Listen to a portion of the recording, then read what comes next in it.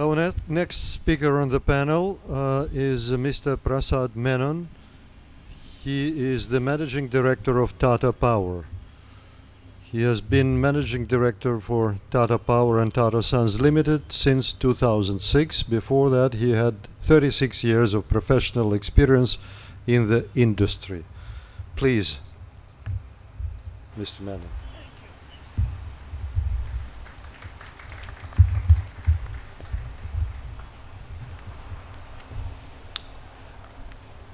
Good evening, ladies and gentlemen. Thank you, Alexander. I was just glancing through the program a little while ago in the afternoon, and I found that if I look down the list of speakers in the plenary sessions, I found that I was the only industry representative, and I think that's a move by my good friend Karthikeya. I'm not sure why, but it's a pleasure to be here. It's a pleasure to be in CE, which I've always admired, and to be here at the invitation of my friend Karthikeya. We are faced with three truths. The first is that it's beyond reasonable doubt that global warming is upon us, and that it is probably the greatest challenge that mankind faces. The second truth is that we are depleting the Earth's resources at an alarming rate. And the third, and this is something that industry must ponder upon, is that industry is smack in the middle of this. And if you really look at some of the things that were talked about this morning by some of our distinguished speakers, we realize that business and industry has a huge role to play in the entire issue, not just of climate change as one aspect, but the entire area of sustainability. Gone are the days when business could, with impunity, spew out pollutants into the atmosphere, remove resources from the earth without bothering about the damage that takes place, buying land at prices that are so low that you leave a community even more impoverished than they were before. And gone are the days when they could ride roughshod over government policy. We do have a situation today where there is enormous pressure being placed on industry from governments, from civic institutions, from consumers, and from different parts of society. And I think it's a great thing that this tension occurs. And I'm reminded of a story which maybe some of you have heard, about this destroyer of the United States Navy, which is cutting through the waves in the middle of the night, on a misty night. And suddenly the ship notices a light which is burning right in front. So they get in touch with that and say, move 30 degrees starboard immediately. So back comes a message saying, you move 30 degrees. So the admiral who's on board gets onto the radio and says, this is Rear Admiral so-and-so, who are you? So the other guy says, Ensign so-and-so. So he says, right, now you move. Who are you to tell me to move 30 degrees? He says, I am the lighthouse. Now move 30 degrees starboard. So David, in some sense, is now beginning to stand up to Goliath. As a representative of the energy industry, we are also faced with colliding trends. And if you really look at the entire issue of energy, it is the basement. It's what everybody depends on for their day-to-day work. And we take it for granted. We take it for granted that there's power coming through that light. We take it for granted that fans are operating. We take it for granted that we can switch on ACs or fridges whenever we want. And therefore, energy is something that we take for granted.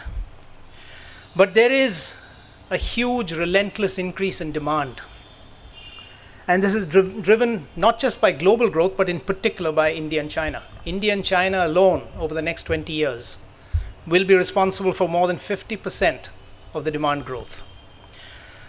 At the same time, there is a slow drop-off in terms of crude and gas supplies from outside the OPEC countries. And it is becoming more and more expensive leave aside shale gas in the United States, more and more expensive to exploit new resources of oil. And at the same time, there is another trend, of course, which is the intensifying need to reduce greenhouse gases. So all this is creating a kind of tension the world over on society, on business, on government, on civil society. So what can we do? What can industry do? And I'd just like to go through some of the things that we are trying to do in Tata Power, with a little bit of a health warning that this is not necessarily the best, it's not necessarily the only one, but we are trying to do our bit. What we've said is that sustainability is the real issue. It's not just climate change, it's not just renewables, but it's a whole host of issues which are much more than just climate change. And I love the definition of sustainability that I once read, given by William McDonough, the guy who wrote Cradle to Cradle. He said, our goal is a delightfully diverse, safe, healthy, and just world with clean air, water, soil, and power, economically, equitably, ecologically, and elegantly enjoyed. What a lovely description of sustainability. And this is really the true meaning of sustainability. So what can a company do to move towards this? What can business do? The first, of course, is to actually subsume the entire issue of sustainability into our business models. You can't keep CSR as one little bolt-on, another bolt-on which is renewables, and expect the whole engine to move. It has to be a part of us. It has to be internalized. It has to be felt by us. It has to connect with us. And therefore, it has to move around a culture of care. Care for the environment, care for the community, and care for the organization. Because in many ways, care really embodies both a deep respect for the earth and its ecosystems and an unfailing spirit of hope. Leaving aside the harder issues and the easier in some ways to handle issues of bringing down air pollution, bringing down water usage, reducing waste, and so on, which are issues which are generally dealt with most responsible companies, you need to move much beyond that. How do we convince the people who work for the organization that sustainability is something which is ingrained into our business model? Because all of us who work in industry are brought up and taught to think in a particular way, that we must produce whatever we're producing, sell it at the best price we can get the best returns for our shareholders, and move on. And quite often, they seem to think that issues like sustainability and climate change and so on, these softer issues, are issues to put in a sustainability report or for discussions during the annual general meeting. So the first thing that we've tried to do is to convince people that sustainability makes sense. It makes business sense and makes eminent business sense. Whether it is the fact that when we go out and put up new projects, we need the permission of the communities. It is in our interests to make sure that those communities are actually happy to have us around. And we've sort of defined what we want to be. We've said that we must be the neighbor of choice, that communities must want us to be there, to be a part of their lives. And we realized in many of our projects that unless we internalize it in that particular way, we are not going to get permission to move. We are going to get stalled wherever we take a step forward. So our people have started to understand that this is a real issue. We've also started to talk to children, to go to schools in Mumbai and go to the more affluent schools who are actually using more power and teach them about energy conservation, about carbon footprinting. And I was heartened to see the other day when one of the people I know came and told me, he says, Tata Power is creating a huge problem for me. So I said, what happened? So he says, look, my daughter comes back home and switches off all the lights. She refuses to allow us to use the washing machine. She refuses to allow me to go out in the car alone, and so on. So I said, great. There's the new generation of tomorrow. And I'm happy that this is having an impact. So we have started to teach children. We've started to tell our own people to factor their carbon footprints, to improve their carbon footprints, and so on. We've started to look at architecture and the way architecture affects culture. And we've said that we will put in green buildings wherever we go. And those green buildings, again, we must understand that whenever we go into a new site, we actually change that ecosystem forever. And we must have the humility to accept that. So therefore, we need to make sure that whatever we build there harmonizes with the surroundings, harmonizes and actually has the permission of the local community. We involve them in the entire design.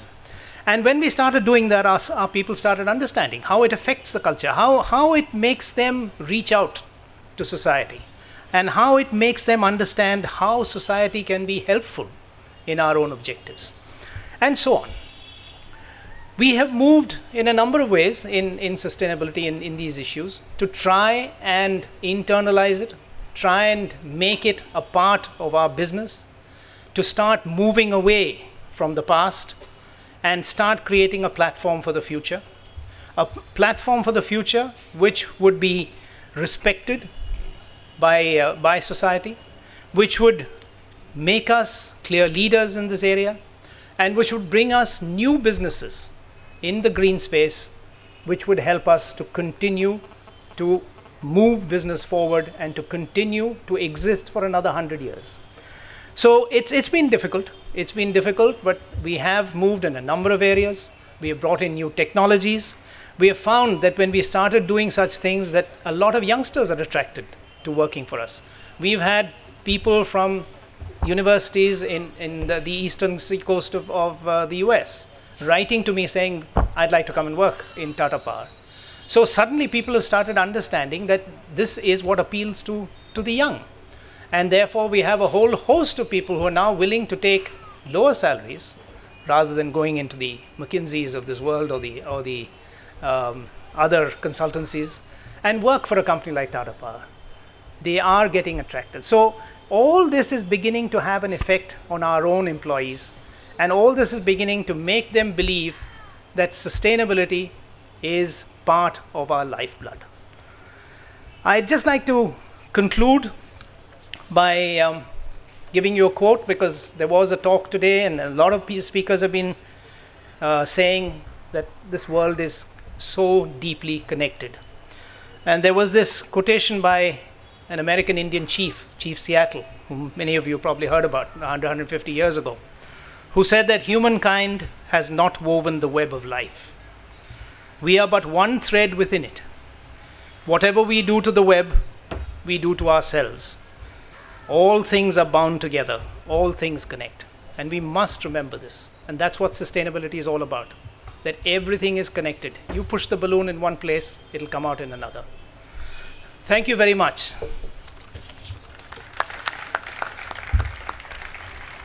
Thank you, Prasad.